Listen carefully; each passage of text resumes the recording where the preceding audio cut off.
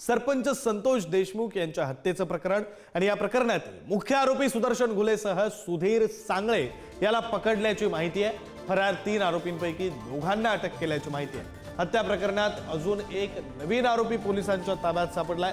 हत्या प्रकरणात मुंबईतून सिद्धार्थ सोनवणेला सुद्धा अटक करण्यात आली आहे। हत्येच्या दिवशी सिद्धार्थ सोनवणे हा बीडमध्ये होता। अगदी थोड्याच वेळात बीड पोलीस अधीक्षक हे पत्रकारांशी संवाद साधणार आहेत। बातम्या आपण पाहतोय। सुदर्शन घुले जो मुख्य आरोपी बीडमधील हत्या प्रकरणातील आहे त्याला पकडण्यात आल्याची माहिती मिळते। तर सुधीर सांगळे सुद्धा पोलिसांच्या कचाट्यात सापडल्याची माहिती आहे। दोघांनाही मुंबईतून ताब्यात घेतल्याची माहिती मिळते। तर आणखी एक नवा आरोपी हा सापडल्याची माहिती मिळते।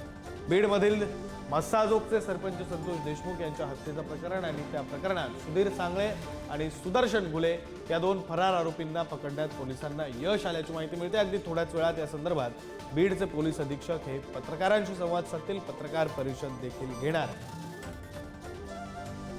आपले प्रतिनिधी उदय नागरगोजे आपल्यासोबत आहेत, आपण त्यांच्याकडून अधिकचा तपशील घेऊया। उदय, खरं तर हे जे आरोपी आहेत ते बऱ्याच दिवसांपासून सापडत नव्हते। आता जवळपास 24-25 दिवसांचा कालावधी उलटलेला आणि त्यानंतर हे दोघा आरोपी सापडल्याची माहिती मिळते।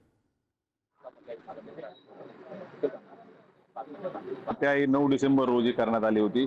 त्यानंतर पासून हे आरोपी फरार होते। तब्बल 26 दिवस पोलीस त्यांच्या मागावर होते, परंतु ते पोलिसांना गुंगारा देण्यात यशस्वी होत होते। अखेर पोलिसांनी त्यांना आता पुण्यातून उचललंय आणि त्यांना लवकरच सीआयडीच्या ताब्यात दिलं जाणार आहे। या प्रकरणातील जो मुख्य आरोपी आहे सुदर्शन घुले आणि सुधीर सांगळे हे दोघेही या प्रकरणात आता पोलिसांच्या ताब्यात आहेत। थोड्याच वेळात त्यांना न्यायालयात देखील हजर केलं जाणार आहे। याबाबतची माहिती बीडच्या पोलीस अधीक्षकांनी दिली आहे। आपण जर या सगळ्या प्रकरणाकडे बघितलं तर आतापर्यंत 4 आरोपी हे अटकेत आहेत आणि ते उर्वरित हे दोघांना देखील आता ताब्यात घेतलंय। एक आरोपी अद्यापही फरार आहे, परंतु यामध्ये आणखीन एका आरोपीची वाढ होण्याची शक्यता आहे।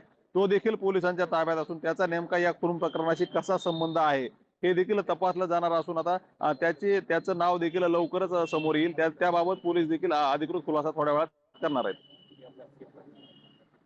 बरं, एकंदरीत ही सगळी परिस्थिती लक्षात घेता एक नवा आरोपी जो आहे तो सुद्धा या केसशी जोडला जातोय असं समजतंय। काय नेमकं पोलिसांना संशय आहे, त्याने नेमकं काय केलं असावं असा पोलिसांचा तपास सुरू आहे? नक्कीच हा जो नवीन आरोपी आहे त्यानं संतोष देशमुख हे 9 डिसेंबर रोजी नेमके कुठे आहेत, कुठून कुठे चालले आहेत याबाबतची माहिती दिल्याचा पोलिसांना संशय आहे आणि त्याच संशयावरून त्याला आता ताब्यात घेतलंय। त्याच्याकडून अधिक चौकशी केली जात आहे। तसेच जे अटकेत आहेत आरोपी त्यांच्याकडून देखील त्याच्याबाबत माहिती घेतली जाणार असून त्याचा सहभाग हा स्पष्ट झाल्यानंतरच त्याच्यावर अटकेची कारवाई केली जाणार आहे। बरं, धन्यवाद उदय तुम्ही दिलेल्या या सगळ्या सविस्तर तपशिलासाठी।